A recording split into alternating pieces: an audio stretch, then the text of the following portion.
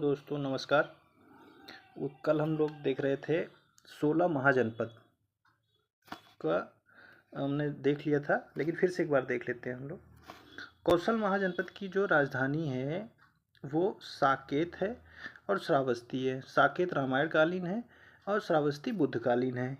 कौशल महाजनपद अयोध्या और गोंडा में के क्षेत्र में पाया जाता है। ठीक है। मल्ल महाजनपद जो है कुशीनगर और पावा, इसकी दो राजधानियाँ थी। वो कुशीनगर रामायण कालीन है, पावापुरी जो है वो मल्लकालीन राजधानी मतलब बुद्धकालीन राजधानी है। वत्स की मत्स्य महाजनपद की राजधानी कौशाम्बी है। प्रयागराज के आसपास के क्षेत्र को वत्स कहते हैं।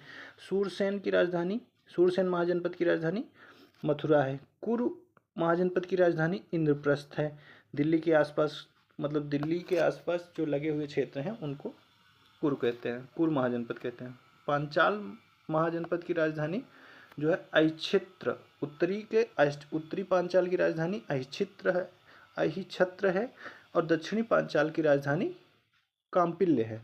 उत्तरी पांचाल महाजनपद की राजधानी वाराणसी है। चेदी महाजनपद की राजधानी सोथवती या सुक्तिमती भी है। चेदी महाजनपद कहाँ है? बुंदेलखंड के क्षेत्र में। इसको याद रखिएगा, थोड़ा बुंदेलखंड वाले क्षेत्र में आता है, इस वजह से।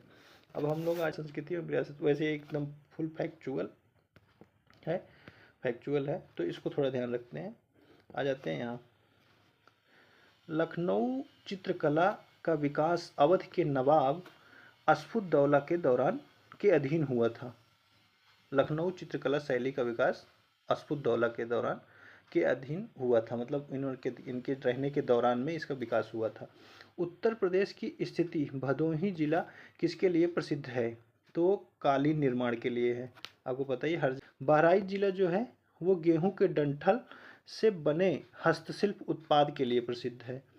अगर ये देखा जाए कि पीतल के बर्तन हस्तशिल्प के लिए प्रसिद्ध है कौन सा? मुरादाबाद। पीतल के बर्तन अगर आ जाए तो मुरादाबाद होता है, और पीतल की रंगाई का अगर पूछा जाए तो वो मथुरा में होती है। तो पीतल के बर्तन या हस्तशिल्प की बात हो तो मुरादाबाद। और अगर इसकी रंगाई कहाँ की जाती है, पीतल के बर्तनों की रंग कहाँ चढ़ाया जाता है, वो है मथुरा। इसको ध्यान रखिएगा।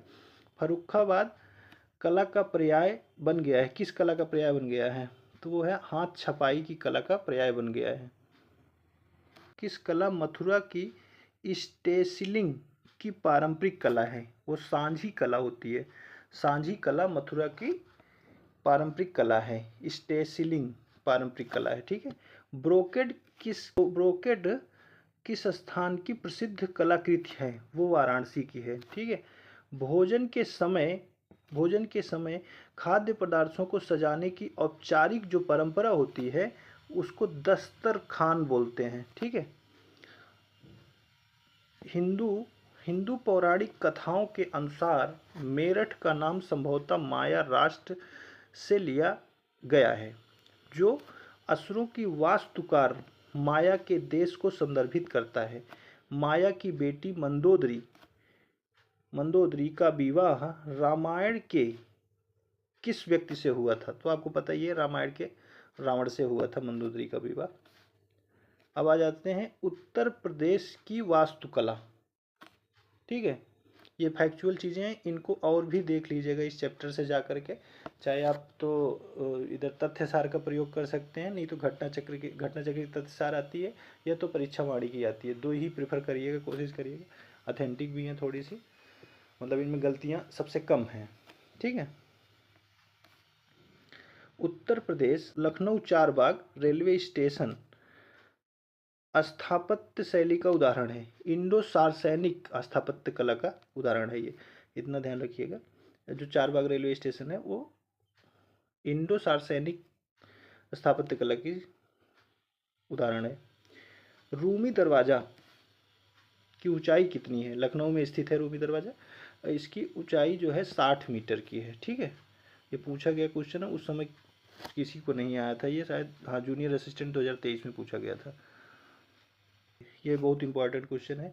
देवगढ़ में स्थित गुप्तकालीन जो मंदिर है, देवगढ़ में स्थित गुप्तकालीन मंदिर गुप्त काल का दशावतार मंदिर जो भगवान विष्णु को समर्पित है। कौन से देवता को समर्पित है? विष्णु को। कहाँ पे? देवगढ़ दशावतार मंदिर, ठीक है। देवगढ़ कहाँ है? ललितपुर में। अपनी वास्तुकला की शैली के कारण उत्तर भारत में सबसे प्राचीनतम ज्ञात होता है। पंचायतन शैली में बना हुआ है। किस शैली में बना हुआ है? पंचायतन शैली में बना हुआ है। ललितपुर में है ये दशावतार मंदिर, देवगढ़ का ललितपुर में है। कानपुर में एक मंदिर है भीतर गांव मंदिर, जो ईंटों से बना है, गुप्तकालीन ये भी है, ठीक है। अब आ जाते हैं हम लोग उत्तर प्रदेश के त्यौहार। उत्तर प्रदेश का वह जिला जो दशहरा के दौरान एक अद्वितीय सांस्कृतिक जुलूस नक्कटैया के लिए प्रसिद्ध है। नक्कटैया एक मेला होता है, वाराणसी में लगता है, ठीक है। अब आगे देखते हैं हम लोग। इसमें हमने आपके लिए कुछ बनाया भी है स्पेशल, तो इसको थोड़ा अच्छे से देखते हैं। आ जाते हैं। ये देखो, उत्तर प्रदेश के आगरा के पास नवंबर में आयोजित, मतलब करंट से क्वेश्चन है, नवंबर में आयोजित होने वाले, अच्छा स्टैटिक टाइप में भी इसका रिलेशन है, आयोजित होने वाले वार्षिक बटेश्वर मेला, ठीक है। बटेश्वर मेला का प्राथमिक फोकस है, इसमें क्या किया कि पशुओं का जो है मतलब खरीद फरोख्त, क्रय विक्रय किया जाता है, इसको पशु मेला बोलते हैं। बटेश्वर मेला कहाँ लगता है? आगरा में। अभी आ जाते हैं ये इधर नेक्स्ट वाले पे। उत्तर प्रदेश में अपनी सांस्कृतिक और उत्सव समारोह के लिए इसे ध्यान में रखते हुए वह शहर जो नौचंदी मेला का आयोजन करता है। नौचंदी मेला कहाँ लगता है? मेरठ में, ठीक है। प्रयागराज महाकुंभ 2025 में आयोजित किया गया है। इसकी डेट पूछ ली है इन्होंने, 2025 में हुआ था, तो 2025 में एग्जाम में ही पूछ लिया गया था। महाकुंभ लगा था, इस वजह से थोड़ा इम्पोर्टेंट था। महाकुंभ 12 वर्ष के बाद लगता है। ये बता रहे थे कुछ लोग कि 150 वर्ष के बाद भी ऐसा महाकुंभ, मतलब जो दशा बन रही थी उसमें, इस वजह से उसका बहुत महत्व था। देखे थे आप लोग कितना भीड़ हुई थी उसमें ना। उत्तर प्रदेश का कालिंजर मेला प्रतिवर्ष आयोजित किया जाता है। कहाँ? बांदा में। कालिंजर की उत्सव माना गया है, इसको भी थोड़ा ध्यान रखिएगा। बांदा में मनाया जाता है कालिंजर उत्सव मेला, ठीक है। ताज महोत्सव कहाँ होगा? आगरा में होगा, आपको भी पता है, हर साल आयोजित किया जाता है। महाकुंभ मेले की तिथि खगोलीय रूप से सूर्य, चंद्रमा और मतलब कोई एक ग्रह है उसकी स्थिति का अध्ययन करने के बाद ही निर्धारित किया जाता है। वो है बृहस्पति। आपको पता है बृहस्पति हमारे सबसे ग्रहों में बड़ा क्षेत्र है इसका। और सूर्य आपको पता ही है कि सबसे, इसके सब इर्द गिर्द चक्कर लगाते हैं ना। चंद्रमा क्या है? एक तारा है, ठीक है। तो आप इसके बारे में जा कर के ज्योग्राफी में इसको पढ़ सकते हैं अच्छे से कि सूर्य क्या है, चंद्रमा क्या है, इनके ग्रह कौन कौन से हैं, इनके जो है। बटेश्वर मेला फिर से आगे देखिए। बटेश्वर मेला की महत्वपूर्ण विशेषता क्या है? पशुधन मेला है ये, पशुओं की खरीद फरोख्त की जाती है। अब आ जाते हैं आपको यहाँ पे देखिए कि कुछ यहाँ पे हमने इम्पोर्टेंट जो मेले थे उनको मैंने लिख दिया था। कजरी मेला कहाँ होता है? महोबा में।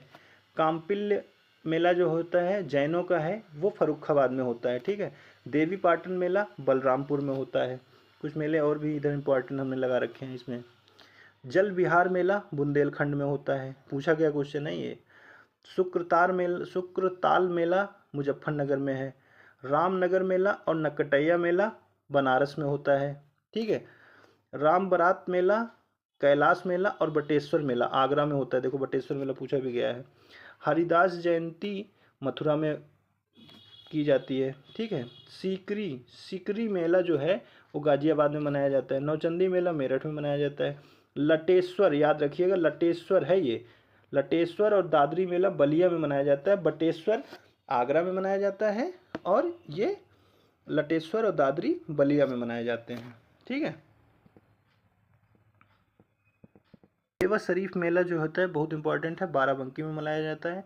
कालिंजर मेला जो है वो बांदा में मनाया जाता है और इसको राजकीय महोत्सव के रूप में इसको उत्तर प्रदेश सरकार ने इंगित कर दिया है, तो इसको ध्यान रखिएगा। अब आ जाते हैं लोक नृत्य और संगीत, ठीक है। उत्तर प्रदेश के लोक नृत्य और संगीत। अभी देखो कि उत्तर प्रदेश का झूला नृत्य प्रारंभ होता है श्रावण महीने में। ठीक है। वह लोकगीत जिसे मुख्य रूप से उत्तर प्रदेश में महिलाओं द्वारा परिवार में बच्चे के जन्म को एक शुभ क्षण के रूप में मनाने के लिए गाया और प्रस्तुत किया जाता है, वो तो सोहर है। और सोहर मुख्यतः कहाँ गाया जाता है? बुंदेलखंड में। ठीक है। अब ये पूछ रहे हैं कि रसूलन बाई बनारस घराने से संबंधित हैं। ठुमरी ठप्पा गायिका थी ये रसूलन बाई। तो अब आपको याद करना है कि बनारस घराने से जो भी संबंधित लोग हैं उनको आप याद रख लीजिए। ठीक है। जो ठुमरी गायक हैं, जैसे ये हो गए छन्नू लाल मिश्र करके हो गए, ये भी बनारस घराने से हैं। बनारस घराना है, किराना घराना है, तो इनको आप थोड़ा सा देख लीजिएगा क्योंकि यहाँ से क्वेश्चन बन रहे हैं ना। अब आ जाते हैं यहाँ पे। उत्तर प्रदेश के किस नृत्य के रूप में एक महिला नर्तक नृत्य करते समय अपने सिर पर रोशन दीपों का एक स्तंभ को संतुलित करती है? वो है चारकुला नृत्य, जो मथुरा में मनाया जाता है। ठीक है। मथुरा में चारकुला नृत्य किया जाता है और इसका जो समारोह होता है वो या तो होली के दौरान करते हैं या कृष्ण जन्माष्टमी पे करते हैं। ये चारकुला नृत्य दीपकों का एक समारोह है। ठीक है। होली पे भी करते हैं और उधर भी करते हैं। अब आप देखते हैं कि रासलीला भी अगर पूछा जाए तो ये भी मथुरा में ही मनाया जाता है। राहुला नृत्य जो है वो बुंदेलखंड में मनाया जाता है। गुलाबो सिताबो अवध का एक नृत्य है, एक कठपुतली डांस है। ठीक है। कठपुतली नाट्य है और वाजिद अली शाह ने इसको जो है संरक्षण प्रोवाइड किया था। गुलाबो सिताबो याद रखिएगा, बहुत इंपॉर्टेंट है, कई बार पूछा गया है ये। ठीक है। उत्तर प्रदेश का वह नृत्य जिसे मानसून के आगमन से पहले किया जाता है उसको क्या कहते हैं? कजरी के नाम से जाना जाता है वो। ठीक है। और बिरहा जो है, गीत जो होता है वो मिर्ज़ापुर में गाया जाता है। ठीक है। और कजरी जो है मानसून के आगमन के समय, ये भी मिर्ज़ापुर का ही है। ठीक है। कजरी भी वहीं पे गाई जाती है, याद रखिएगा इसको। वह नृत्य जिसकी शुरुआत उत्तर प्रदेश में हुई, कथक होता है, आपको पता ही है। कथक के द्वारा मतलब कथक अपने यहाँ नॉर्थ इंडिया का सबसे फेवरेट है नृत्य। चारकुला और दादरा राज्य के नृत्य हैं, उत्तर प्रदेश के हैं, मतलब उसमें राज्य के नाम दिए रहा होगा। बघेलखंड का वह नृत्य जो एक पुरुष द्वारा महिला के वेश में ढोलक और नगाड़ा जैसे संगीत वाद्ययंत्र के साथ किया जाता है वो है राई नृत्य। ठीक। भारतीय शास्त्रीय नृत्य जिसकी उत्पत्ति उत्तर प्रदेश में हुई है वो है कथक। ठीक है। नौटंकी किस राज्य का लोक नृत्य है? उत्तर प्रदेश का है। नौटंकी अपने यहाँ होती है, मतलब उत्तर प्रदेश में, आपको पता ही होगा, देखे भी होंगे बहुत सारे लोग। उत्तर प्रदेश मतलब वह नृत्य जिसका मूल उत्तर प्रदेश है, जो शास्त्रीय नृत्य 8 रूपों का एक हिस्सा है। कथक। ठीक है। कथक जो है शास्त्रीय नृत्य 8 में, जो 8 शास्त्रीय नृत्य हैं इनके नाम आपको याद होने चाहिए। ठीक है। इनके नाम आपको याद होने चाहिए और इसमें कथक भी शामिल है। क्योंकि उत्तर प्रदेश स्पेशल है तो हम केवल उत्तर प्रदेश को ही कवर करेंगे। आप लोग थोड़ा आपको बता भी जरूर देते हैं बीच में। फैयाज खान द्वारा स्थापित रंगीला घराना स्थित है कहाँ पे? आगरा में स्थित है। ये आगरा घराने से संबंधित थे। ठीक है। आगे देखते हैं।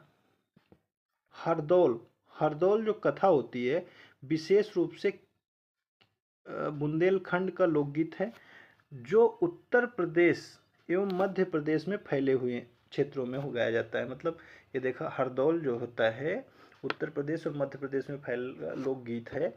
हरदौल कथा जो की जाती है बुंदेलखंड और मध्य प्रदेश। आपको बताइए कि आप अभी इतना जैसे बुंदेलखंड आ गए तो बुंदेलखंड में कौन कौन से डिस्ट्रिक्ट आते हैं? 7 डिस्ट्रिक्ट होते हैं। कौन कौन से आते हैं अब आप इसको थोड़ा ध्यान रखिए। ऊपर से जो है ये याद रखिए कि कौन कौन से डिस्ट्रिक्ट हमारे हैं जो एमपी से लगते हैं, तो इनको ध्यान रखिए क्योंकि ये इम्पोर्टेंट है।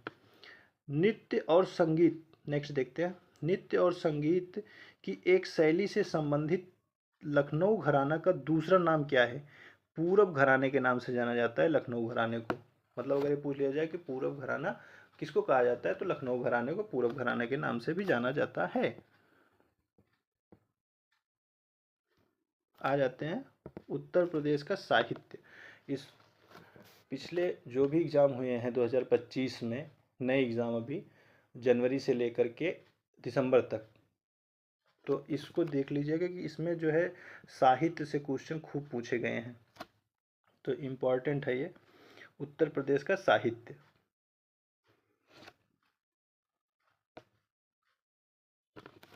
चलते हैं, देखते हैं। उपन्यासकार के प्रमुख उपन्यास रंगभूमि, गोदान, प्रेमाश्रय आदि उपन्यासों में ग्रामीण जीवन, पीड़ित ग्रामीणों में उभरने वाली चेतना के दर्शन होते हैं। वो है प्रेमचंद। कई बार ये भी ऐसे भी पूछ लेता है, कई बार ऐसे भी पूछ लेता है कि रंगभूमि किसके द्वारा लिखी गई है, तो आप वो प्रेमचंद है। गोदान किसके द्वारा लिखा गया है, प्रेमचंद जी के द्वारा लिखा गया है। प्रेमाश्रम किसके द्वारा लिखा गया है, प्रेमचंद जी के द्वारा लिखा गया है। तो इतना याद रखिए। और जो यूपी के कवि हैं उनका जरूर याद रखिएगा, जिन्होंने साहित्य पुरस्कार पाए हुए हैं, इनको तो 100% साहित्य पुरस्कार पाए हुए हैं या कोई पुरस्कार पाए हुए हैं, कभी भी पाए हैं, तो इनको याद रखिएगा, क्योंकि ये स्टैटिक के साथ करंट भी होता है।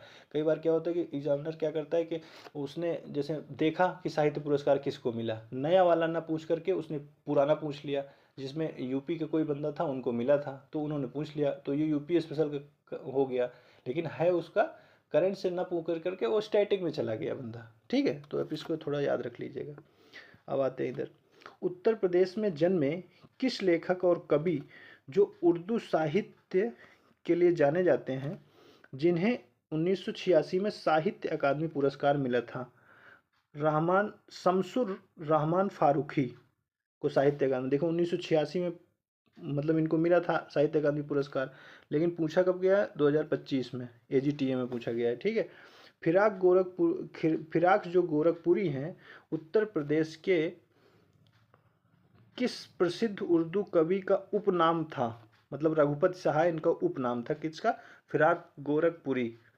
बढ़िया कवि हैं। उत्तर प्रदेश की वह कवित्री जो साहित्य योगदान के लिए जानी जाती हैं और 1988 में पद्म विभूषण से सम्मानित हुई हैं, महादेवी वर्मा।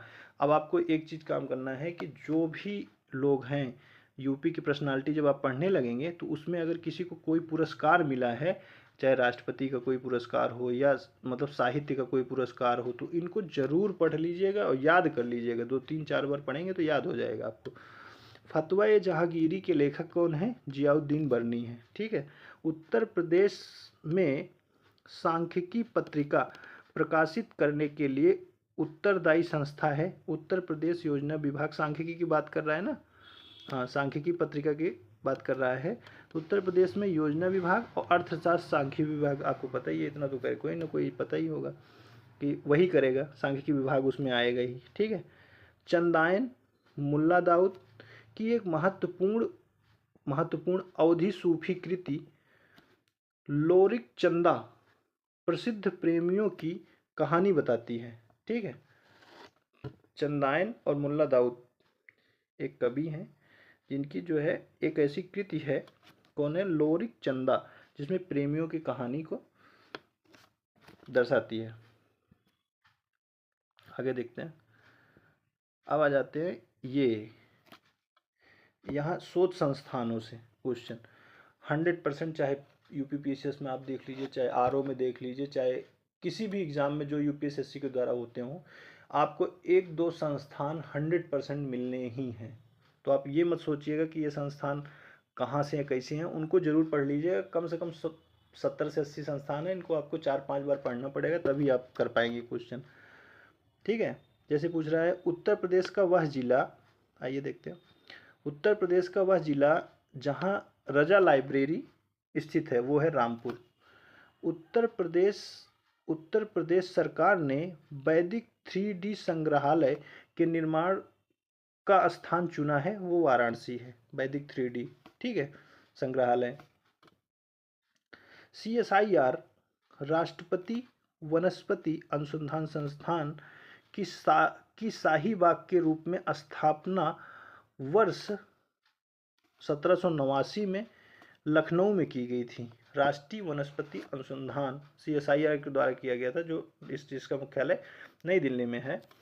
और इसने क्या किया कि राष्ट्रीय वनस्पति अनुसंधान संस्थान 1789 में